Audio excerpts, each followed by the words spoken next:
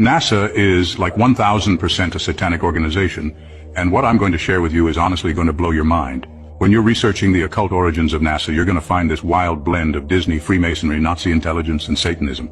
Walt Disney played a massive role in brainwashing the masses into believing in space travel. And Jack Parsons, founder of NASA's Jet Propulsion Laboratories, was a sex magic-obsessed dark occultist, heavily into Satanism.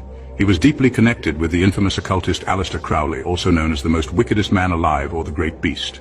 Now, this is nothing you'll get from a NASA press release or any textbooks. However, none of this is myth but documented historical facts. So let's break it down into two parts now about Jack Parsons, because this guy was completely erased from not only history as a whole, but NASA entirely. In a sense, he is the real founder of the American space program. He wasn't just a rocket engineer, but a Thelemite occultist, a devoted student of Aleister Crowley and a high-ranking member of Crowley's organization, the OTO, the Ordo Templi Orientis, which was, honestly, one of the most satanic groups of the last century. Now, for those that don't know who Crowley is, this is a very dark figure who has left their fingerprints on everything in our modern-day culture, from the music industry to Hollywood, and of course the very space program of NASA.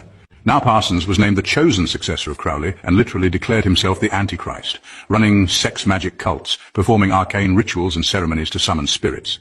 He'd also partnered with the likes of L. Ron Hubbard, notorious sci-fi author and founder of the religious cult of Scientology. Yes, the one that Tom Cruise and all those celebrities follow.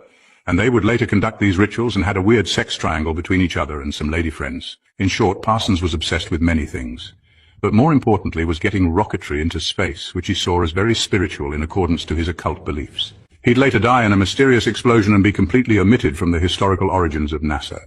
However, they'd still honor his role in their ritualistic conception by naming a moon crater after him and naming their rockets after pagan gods: Apollo, Artemis, Saturn, and so on. Alright, so let's get into Walt Disney and the Nazis' role. So after World War II, which was a false event manufactured by the elite to reset the world order, the US would launch Operation Paperclip, a secret program smuggling in thousands of Nazi scientists. Their war crimes would not only be erased, but they'd be rewarded into high-ranking positions into US government-sanctioned programs such as NASA. That's something you don't learn in school. So enter Wernher von Braun, top Nazi rocket engineer under Hitler himself, suddenly rebranded as America's golden boy space pioneer. What does Wernher von Braun do, right?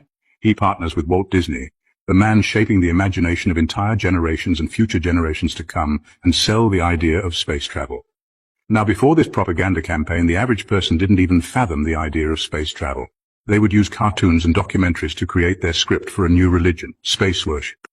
And then this would create future propaganda films such as Star Trek, A Space Odyssey, Star Wars, Marvel, all the same propaganda to reinforce the same lie that you are a cosmic accident, Earth is meaningless, and space is your new god. Funny enough, Wernher von Braun's cemetery is actually in the city I grew up in, and it's interesting he has a specific verse on his tombstone. Psalms 19:1, the heavens declare the glory of God, and the firmament showeth his handiwork. Yeah, there's nothing to see there, I'm sure.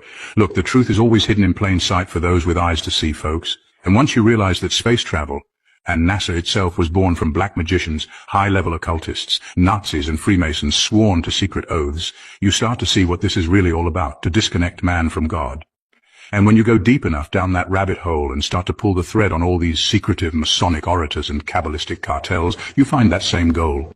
It is imperative to their power structure that we, the people, be deceived and never learn the truth about the current deception taking place, which is obviously contrary to the laws of nature and the Most High. To them, the masses must be deceived with every facet of reality, starting with the very ground they walk upon. You can lead a sheep to water, but you can't make it think.